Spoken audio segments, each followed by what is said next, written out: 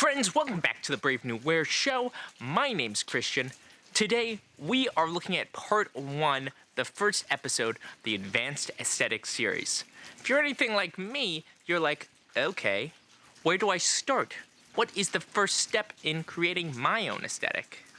Well, I think like anything else, we are building our aesthetics on the shoulders of giants. Step 1 is to gather our inspirations.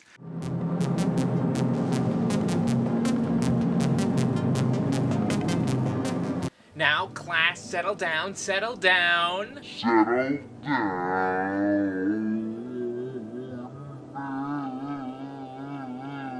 Before I go any further, please be sure to subscribe and hit the bell notification so you don't miss any of the further classes, and there will certainly be a playlist with all the episodes once they go out in the future, so look for that. Leave a like because that's great for the algorithm, and that's how I'm going to take attendance. The amount of likes is the amount of people in the class, and I will need to know because, you know, if we do like pizza day, I'm only going to get pizzas for the amount of people who like the video, so if you want to get a slice, you're going to have to leave a like. Stay tuned till the end of the video where you will receive your assignment.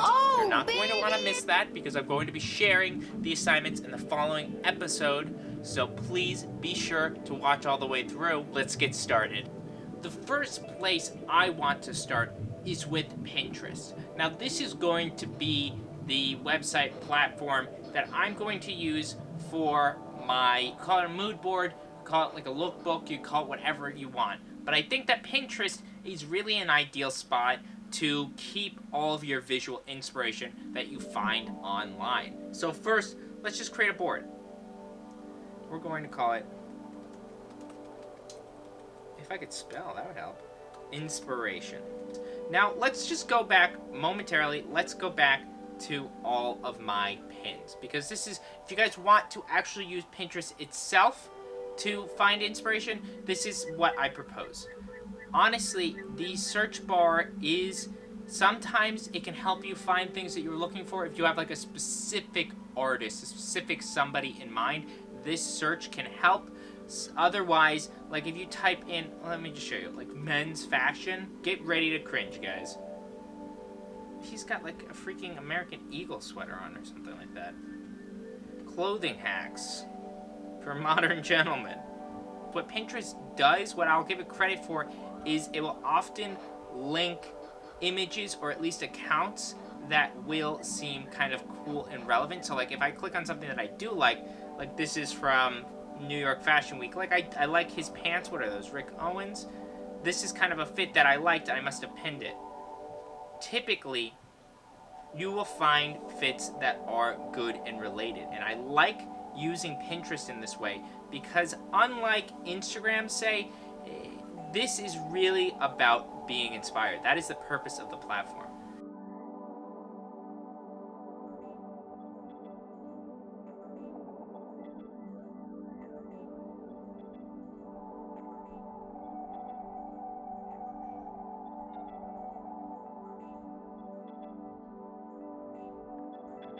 Where are we going with creating this board?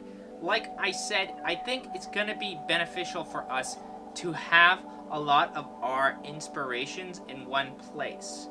If it gets too unwieldy, if we find that we're just putting too much into these singular boards, maybe we're then going to have to step back and say, okay, we need to figure out different ways to sort through this. Because I think that something that could happen is kind of like an overload.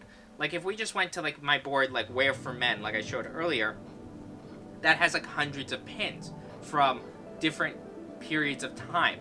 It's not as beneficial for like what we're trying to accomplish right now because it's showing a lot of like hundreds of different things that I might have been inspired by over the years. So it's not something that I can look at as kind of maybe like a snapshot.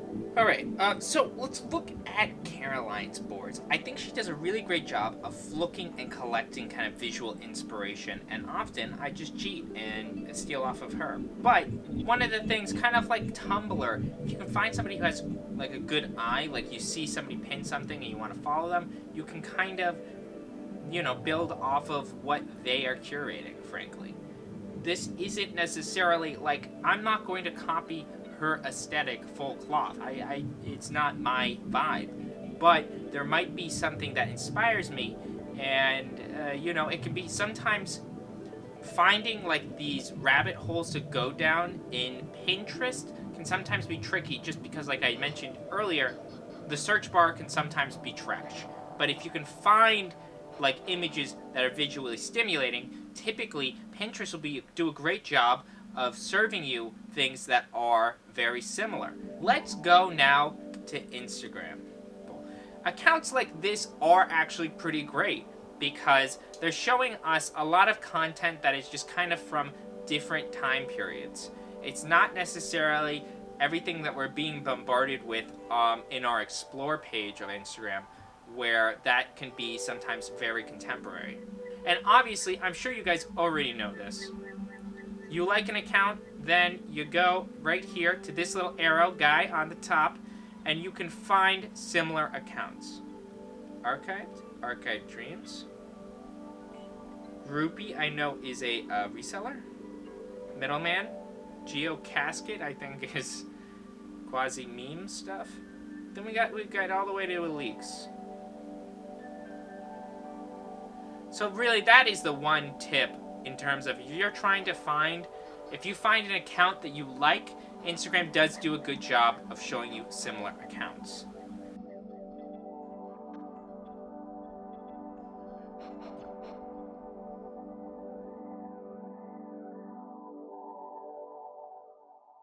In terms of how will we go about collecting the stuff on Instagram, because I'm almost certain, even though I should have the Pinterest thing added on right now, I'm going to add it in a second. Pretty sure we can't do it here. Obviously, if you're on your phone, go to your phone. You can easily save a post. Can I do the same thing on the computer? Yes, we can. I've spoken to people who run like gigantic, like million follower accounts. Not necessarily in this type of like high-end men's fashion, but like other fashion types of accounts.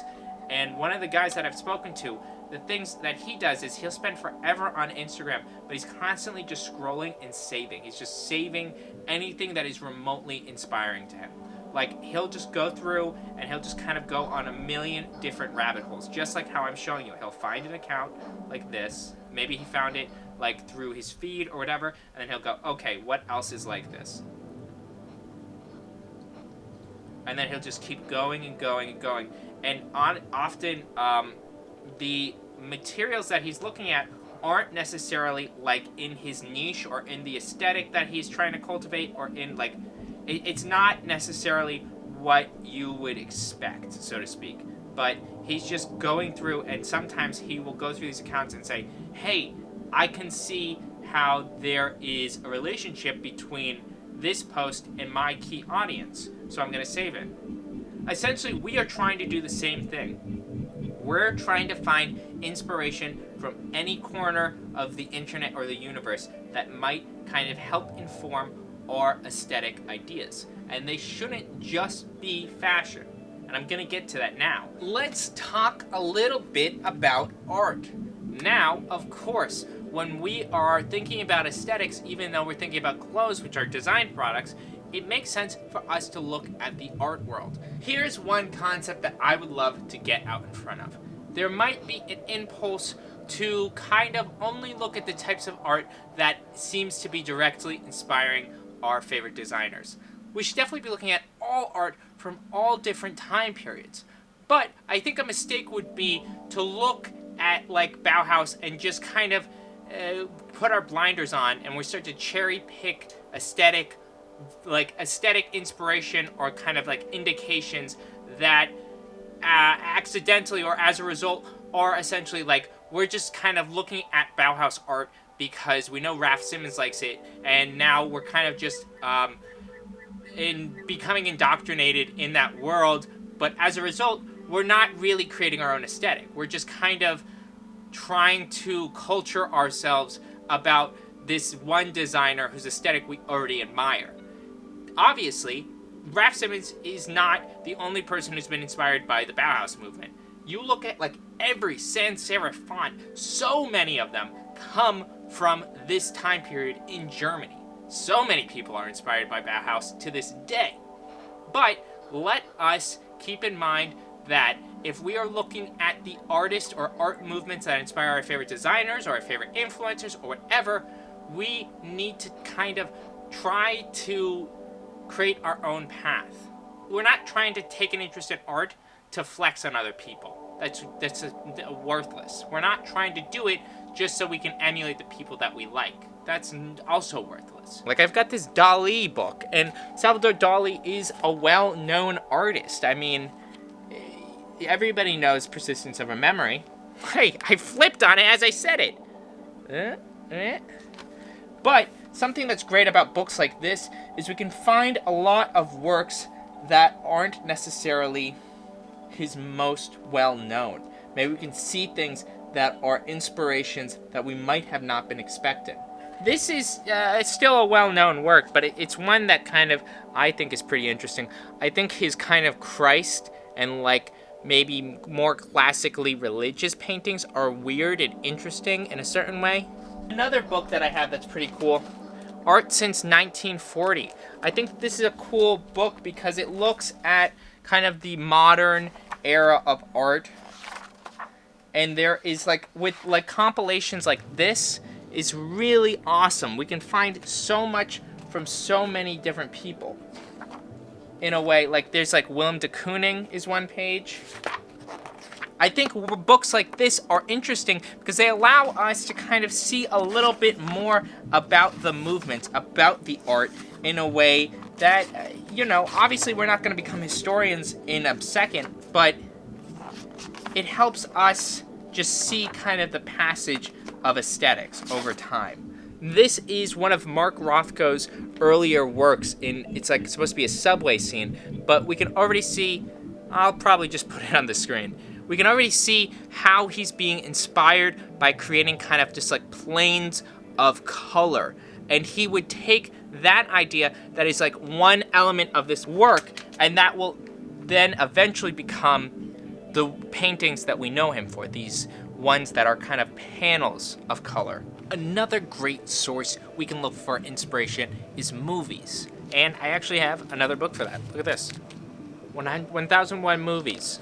This book is great because it shows us all the way from the start of film, and we can see titles and ideas for films that exist kind of in the weird art house or like German expressionist era, like Das Kabinett maybe. And so there's kind of two different ways I think we can look at movies for inspiration. The first, more obvious one is we can look at costume. Say like Rear Window. That movie has some really great costumes from the mid-20th century. But I would say you'd be remiss to just look at clothing in films as an inspo. Like, we want to also look at how aesthetics are used in this medium. Say, like, we look at The Seventh Seal. That is an iconic film with an iconic beginning. Hvem er du?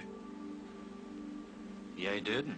We can look at the aesthetics of that movie and try to draw kind of inspiration from the vibe or the feelings or the emotions without like literally trying to dress like death or that night. We're not trying to copy their costumes, but we'll certainly be able to copy the way that the film is made in a way that kind of inform what aesthetics are interesting to us or what ideas we want to explore. I passed over archive when we were looking at Instagram, but a distinctive other element would be vintage clothing. I want to make the distinction between the two. And I've mentioned this book in the past, Vintage Menswear, which is an awesome source for inspiration. But there are other ways that we can find vintage pieces to be inspired by. I will actually include Pinterest again. You can find a lot of really cool vintage pictures on Pinterest. There'll be some on the board, so you guys can click on those and then go down like a rabbit hole, like I said. And once we get the opportunity, I would suggest to go to stores that sell real vintage garments. One example I would provide would be Front General Store in Brooklyn. That place has awesome vintage pieces. It's the type of place I like to go into just to browse because they have truly vintage items that are really interesting to look at, to feel, to touch. Guys, don't leave. Don't leave. The bell didn't ring. Don't pack up your bags. For your homework assignment tonight, I would love it if you guys did the same. Create a Pinterest board like this and include pieces from vintage, from archive. Look at art and look at movies. Maybe include a passage from a poem or two. And it doesn't have to be a Pinterest board. It could literally be like a Google Drive. It could literally be an Instagram account or a Tumblr. But I would love it if you guys, if you do decide to make these like kind of compilations, to send them my way. Either comment down below with a link or DM me on my Instagram. But I would love to share any of them in the upcoming video because it would be really cool to see if you guys are kind of following me, if you're on the same track with me right now. Let's see what you guys are resonating with. Let's see, even if you kind of already say, hey, I think I know the things that inspire me. I'm going to try to put them together and show them off to the class because I think that would be super cool. So let me know what you think of this video. Fill out, rate my professor. So let me know in the comments down below, and I will be sure to follow up this video in like kind of a continuation series in the upcoming weeks. And as always, class, I will catch you guys later. Peace.